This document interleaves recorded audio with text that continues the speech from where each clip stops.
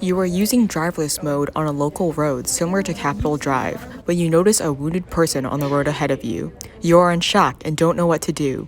You think that the car will put on the brakes by itself. You know that you can also take over the driving to swerve out of the way. Do you trust the driverless mode to stop with the potential that it won't?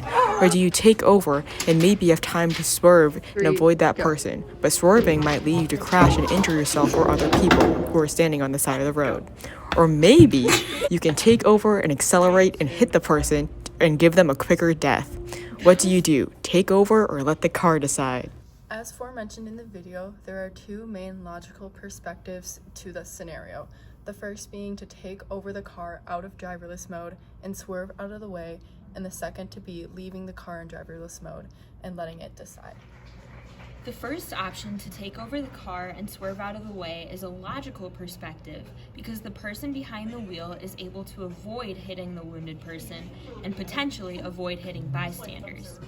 The situation states that there is a possibility that bystanders could be injured, but it doesn't state that either the bystanders or the wounded person will instantly die upon the car hitting them. Although one could then argue that you intentionally choose to run into the bystanders than hit a wounded person, it is more ethical to wound someone than kill them, even if the amount of people injured is greater than the amount of deaths. Letting the car decide would be the equivalent to letting the trolley problem stay on the track. The driver does not make any avid decision, instead chooses to trust the car. By trusting the car, one is taking into account their own safety, because going manual could potentially be dangerous to the driver or other bystanders. This can be translated into real life with technology advancing and driverless cars becoming more common. For drivers of those cars in any potentially risky situation, should they continue to trust these newer cars? Now, there's a third perspective that is a logical fallacy perspective, in which it is to manually accelerate the Tesla so that the death is instant for the wounded person. This is an intentional act to kill the wounded person when there are other valid solutions in which everyone can survive. Although in the moment you may be frazzled, there are other ethical solutions which Alexa mentioned previously.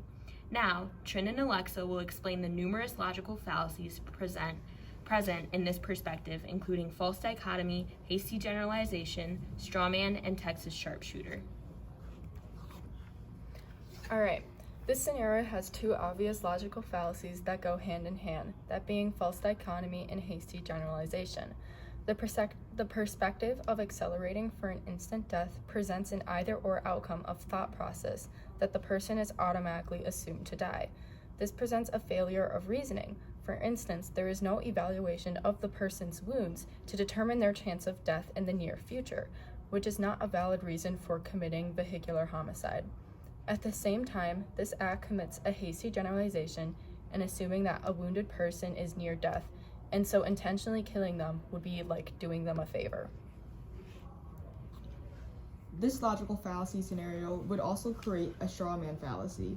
Instead of the potential risk of hurting someone, it changes it so that the wounded person will most definitely die completely.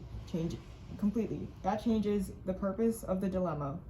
The scenario never explicitly states that the injury is terminal, thus changing the scenario that it is terminal, arguing the side of the scenario from arguing who to save to arguing who to kill. The Texas sharpshooter fallacy makes it so that the person acting in the scenario only picks out specific details that they want to focus on. In this case, they only focus on the injury instead of the potential to save them, or the people on the side of the road. Only choosing the detail of the wounded person makes the scenario change to death being the only option when it really isn't. So like Alexa mentioned previously, this solution automatically assumes that there is an either-or situation, which it is actually not. We do not know the condition of the wounded person. They could simply have a deep cut on their arm that looks severe but could be easily treated, which is both strawman and hasty generalization. So it is more ethical and logical to not assume the condition of the wounded person in this situation.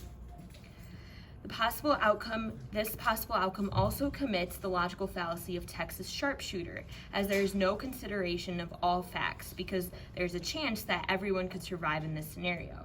So the person in the car needs to be cognizant of all factors, including the bystanders, the wounded person, and their own safety. Not to mention, purposely accelerating and knowing that you intentionally killed a person when everyone in the scenario could have survived is something that you wouldn't want to live with for the rest of your life.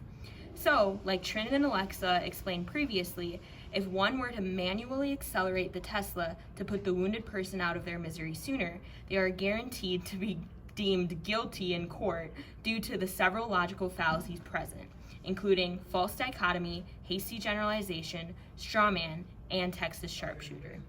Thank you for listening.